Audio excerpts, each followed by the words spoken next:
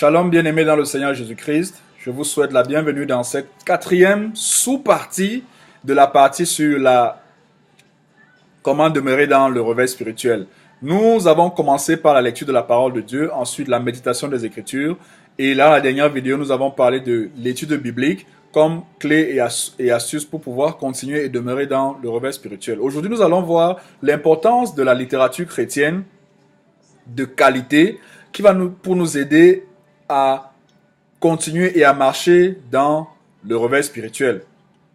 Alors, vous ne trouverez pas de verset biblique qui parle de l'importance de la littérature chrétienne, mais nous verrons dans le livre de Luc, au chapitre 1, que Luc s'était attelé à faire des recherches et des investigations profondes et poussées pour se rassurer que les événements sur la vie de Jésus, ce qu'il avait entendu, étaient réels. Dans ce processus de recherche, il a dû aller vers d'autres documents et dans l'investigation, il a dû aller vers des personnes. Il a rencontré des personnes, des témoins, ce qu'on appelle témoins oculaires, qui ont vu de leurs yeux et entendu de leurs oreilles les miracles que Jésus a opérés. Alors, pour pouvoir grandir dans le réveil, pour continuer dans une vie d'obéissance au Seigneur, il est très important, très capital de faire également des recherches et des investigations.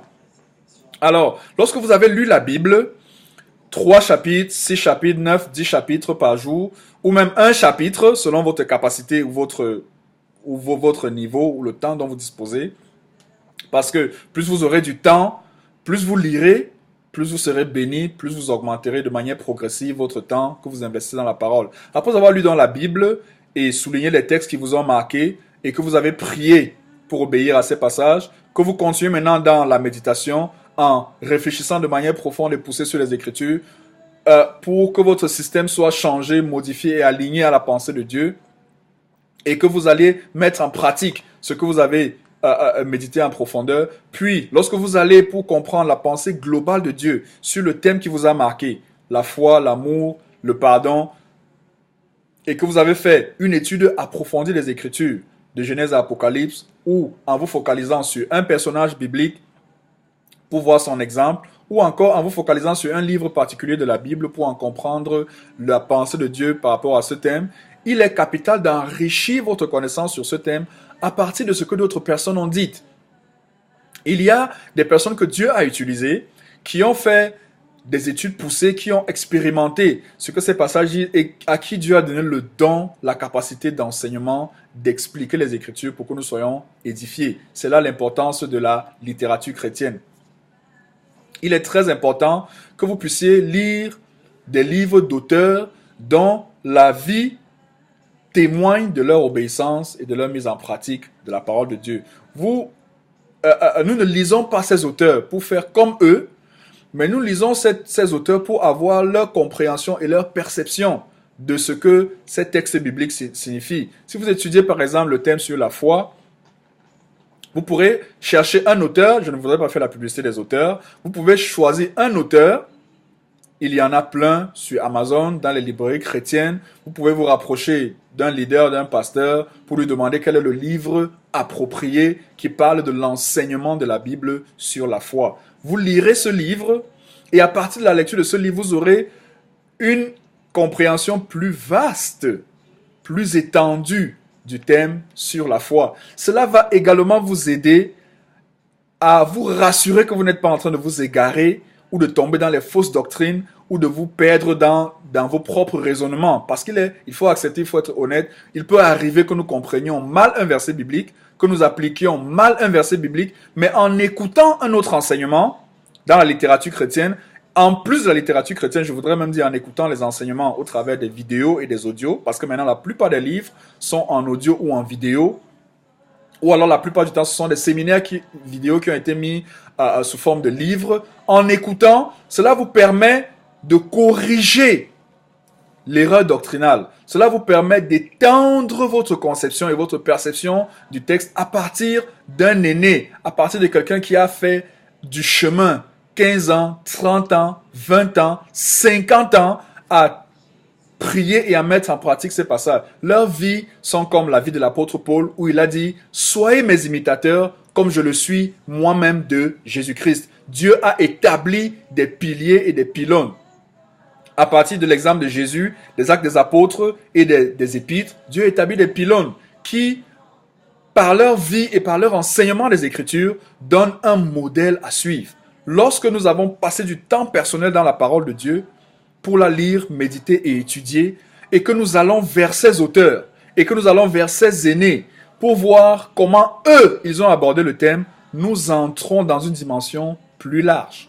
Nous sommes protégés des fausses doctrines, nous sommes protégés des hérésies, nous sommes protégés des égarements, et nous sommes certains que nous marchons dans les voies du Seigneur. J'aimerais t'encourager à te procurer et à chercher des livres chrétiens. Alors, une discipline personnelle serait par exemple de se déterminer à lire un livre chrétien chaque mois. Un livre chrétien qui répond à une question que vous avez par rapport à la foi, par rapport à l'amour, par rapport au pardon. Et cette question, ce livre viendra répondre à vos questions, viendra étendre ce que vous connaissez de la parole de Dieu. Vous serez tellement enrichis. En une année, vous aurez lu 12 livres chrétiens. Si vous considérez que la lecture d'un livre chrétien par mois vous apporte la richesse par rapport à votre croissance, alors après 3 ans, 5 ans, 10 ans de vie chrétienne, vous serez établi, vous serez inébranlable, vous aurez vécu le réveil spirituel de manière perpétuelle et de manière continue. Alors, si vous allez sur mon blog, j'ai mentionné certains auteurs que je lis souvent. Un de mes auteurs, c'est Derek Prince, parce que il est reconnu pour son irréfutabilité dans l'enseignement systématique des Écritures. Après avoir lu la parole, médité et étudié les Écritures, parfois je vais prendre un livre comme un de ces livres afin d'aller en détail, afin de comprendre si je suis en train de m'égarer ou pas. Alors, beaucoup de gens commettent l'erreur de commencer par lire les livres et ils en restent à lire les livres chrétiens toute leur vie sans jamais lire la Bible. Il y a une différence entre ce que quelqu'un a expliqué de la Bible et ce que le Saint-Esprit vous apprend pendant que vous êtes dans les Écritures. N'oubliez pas, nous sommes transformés de gloire en gloire, comme par le Seigneur l'Esprit, pendant que nous plongeons les regards dans la parole de Dieu. La littérature chrétienne, c'est une astuce pour grandir. Ça ne devrait pas être le point focal. Faites également attention à la mauvaise littérature chrétienne qui vont détourner vos cœurs de la parole de Dieu ou alors focaliser l'attention sur l'homme ou sur une religion ou sur une dénomination et vous détourner de Jésus-Christ. Recherchez les livres qui vous parlent de Jésus, qui vous parlent du Saint-Esprit, qui vous parlent de l'enseignement, qui disent la Bible telle qu'elle est en étendant les différentes applications, vont même vous aider à réfléchir en profondeur sur la parole du Seigneur.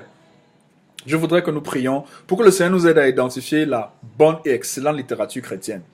Seigneur, merci beaucoup pour l'importance et la place de la littérature chrétienne dans la marche, dans le réveil. Guide-nous, Seigneur, à trouver des livres appropriés, des livres de qualité qui vont nous focaliser sur Jésus et nous aider à grandir dans la foi. C'est au nom de Jésus que nous avons prié. Amen. En lien descriptif également, j'ai mis un auteur ou quelques auteurs qui vont vous permettre de pouvoir grandir dans la foi. Il y en a tellement. Et je vous encourage également à vous approprier une copie du livre Les secrets de la distinction où Dieu n'a pas dit le dernier mot dans ta vie, qui sont des témoignages vivants de ce que la puissance de la parole de Dieu peut faire dans votre vie. Si tu n'as pas encore souscrit, je t'invite à le faire, à cliquer sur la clochette pour que tu puisses recevoir automatiquement les vidéos. Je t'encourage également à partager cette vidéo dans tous tes contacts afin que plusieurs soient bénis par la parole de réveil. Demeure abondamment béni. Shalom, Hervé Ngaté.